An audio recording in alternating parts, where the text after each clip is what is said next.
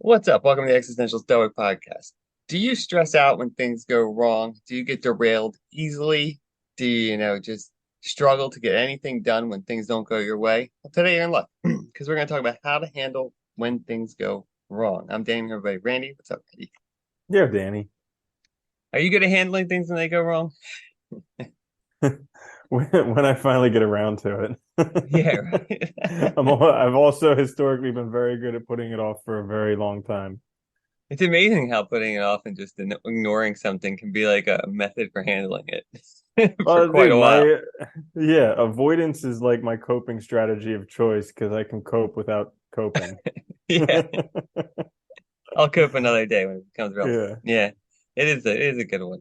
All right. Well, today we each have a few tips to help you when things go wrong, how to handle it. My first one is, remember that good is better than perfect. Because I think this is something that always messed me up is like, I can think back when I had deadlines due or when I was stressed about something or afraid about something, like I'd focus on like perfectionism and then, that would be another block in my way instead of just remembering that sometimes you just got to get something in. You just got to turn your stuff in, you just got to get it done and good's always better than perfect because good gets done. Mm. That is a good point. I can remember there were a couple parts of my master's program that I thought were really important, and I was stressing about it so much. And then I listened to your advice, and I was just like, just turn something in, get it in there, and they did fine.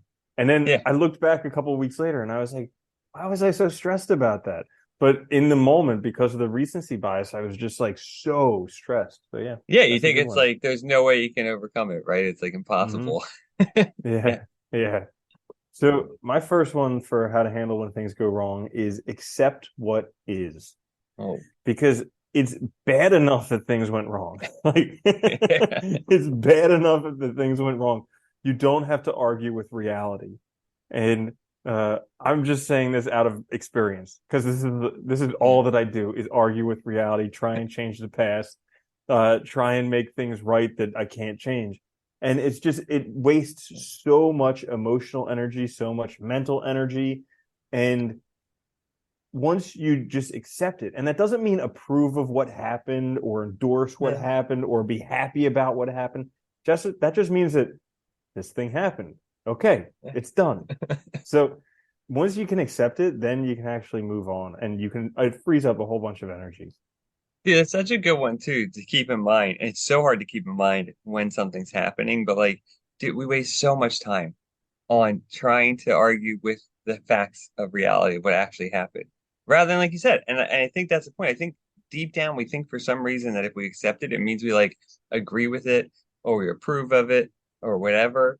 And it doesn't mean that. It just means we're accepting something that happened and now we can actually move forward instead of staying stuck in that moment or in that like event. And that always happens. I like that. It's a good one. Mhm. My next one, I think this goes actually well with this too, is like maybe the next step would be focus on asking positive questions.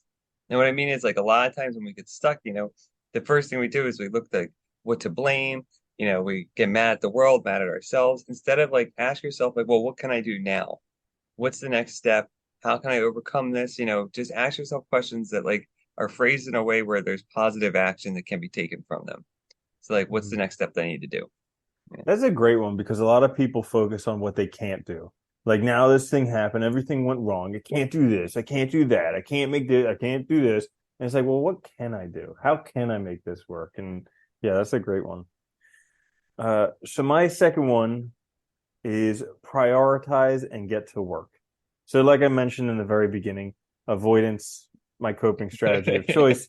I've avoided stuff for like years or decades, Okay. and then once I finally addressed it, gone.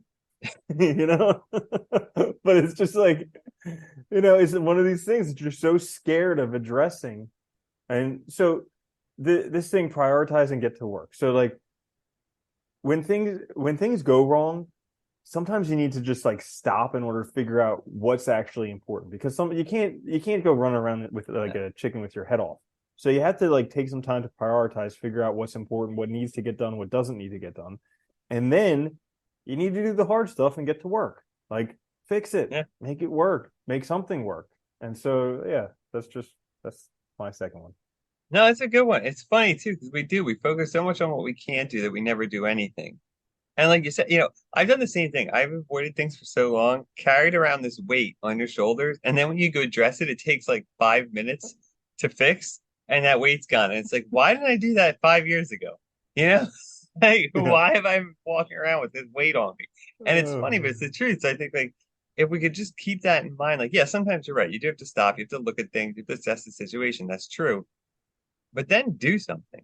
Because I think that's our yeah. biggest problem is all of us choose inaction rather than action. Like everybody Mhm. does, and it's like it just makes it worse for so long. Yeah. It's so funny about the stuff we carry around. I heard some guy talking about forgiveness and how he's been carrying these C words around for pretty much his whole life. And like I like it made me think like these people that we hate, we carry them around with us everywhere we go. And it's just Yeah, like out of all the people in the world, why not carry around the people you love, you know? yeah. You Yeah. carry this crap, it's always on your mind instead of just letting it go and moving Mhm. on with your life. Yeah, it's Yeah. amazing. My last one, and I think this goes well with all of those, is perspective. Like so try and like take a moment, get some like perspective on the situation and try and frame it because it's all just the stories we tell ourselves. Try and frame it in a way that's positive. It's like, is this an opportunity for growth?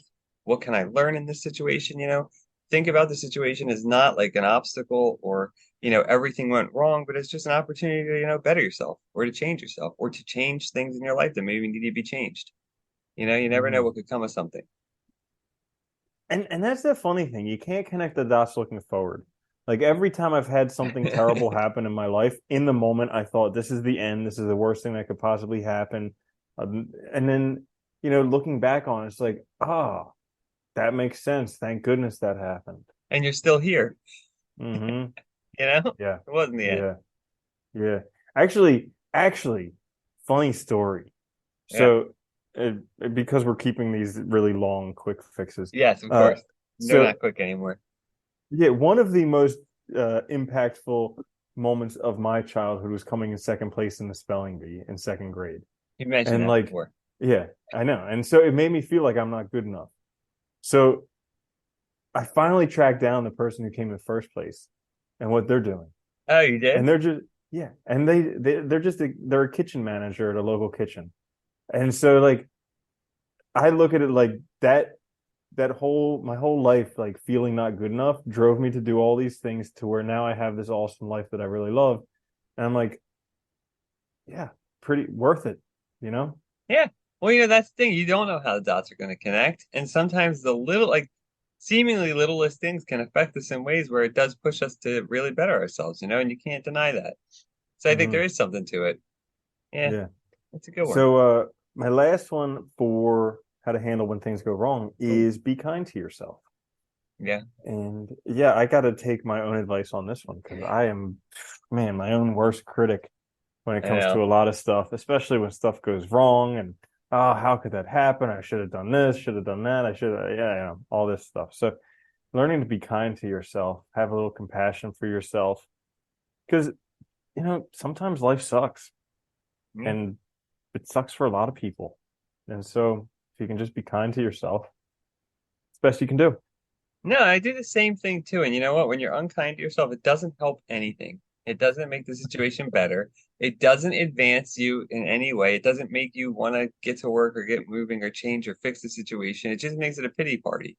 And like it's Hmm. stupid. I mean, at the end of the day, it is. It's a waste of time and it's a waste of emotional energy and just energy in general. So yeah, remember to do that. It's hard to remember, but you can fix, you can catch yourself usually. At least you get better at it, I guess, over time. Hmm. Awesome. So there you have it. How to handle when things go wrong. Check us out later this week. We're a full-length episode. Listen wherever you get your podcasts. Watch us on YouTube. Please like, share, subscribe. It helps a lot. And until next time, later, Andy. Later, Danny.